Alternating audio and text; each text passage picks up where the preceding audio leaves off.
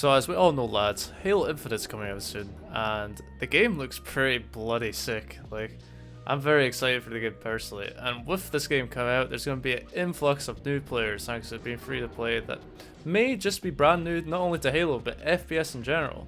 So my goal as your humble teacher is to show you how to move around the map effectively and how to take angles effectively, just so you don't run out in the middle of the map like this, 360, and then get 5-shotted or 4-shotted and die.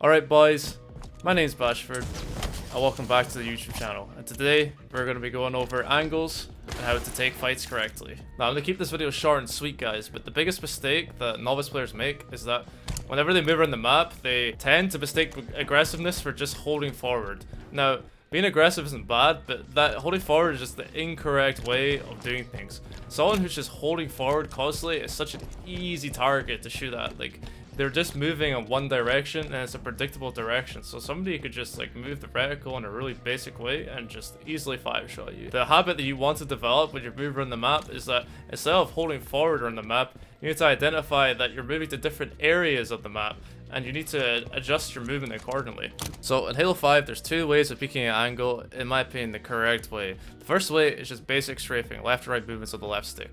So why is this better than holding forward? Well, if I was to hold forward and push P2, if there was a guy P2, I'm now pretty much committed to this fight. I have to fight this guy to the death because I have no cover and not really any escape routes. I mean, I could maybe go P3, but it's a bit risky. I could get shot from top middle, stuff like that. And if I wanted to thrust back to Eli, I'm pretty much probably going to die because the guy, if he has any decent aim, he's just going to track my thrust and kill me. Whereas if I stray from the Eli, if I fight the guy P2 and I'm winning the engagement, like I have more shots on him than he does on me, then I could push P2 and pressure him. And if he is winning the fight and I want to back down, I could just hide behind the Eli. Pretty simple stuff, guys. Don't really need to overthink it. And then look, I could then go into the window and then look at other angles. And then I'm strafing out into these angles too, trying to like get information on the map. Basically, you don't need to put all your eggs in one basket, guys. That's like the biggest takeaway from this video. You can use your movement to really create options for yourself on the map instead of, you know, YOLOing every single gunfight and hoping that you hit your shots. In this example, a nerd player might have went forward and tried to go for a beat them trade, but instead I choose to use my strafe to isolate the 1v1s and get some easy cleanup kills. Now, the second way of picking an angle is very similar to strafing, but it incorporates the slide mechanic. So you want to treat your slide as like an extension of your strafe. So I'll show an example for you right now. Let's pretend that there's a guy, blue needles, or blue carcuts, whatever you want to call it, and he's weak. My teammate's calling out that he's weak, and he's just sitting there trying to stay alive. Now, this is how I would play it. Notice how I use my slide as like an extension of my strafe. Like I didn't just like slide out, like, you know, willy-nilly like this and then turn around. I used the slide as like a way to like basically make the fight as easy as possible for me to win. Like so. Basically, sliding can be really powerful, guys, if used correctly. It's basically an extension of your strafe in this game, and it's really good for pushing people who are weak on the map or people who are in bad positions.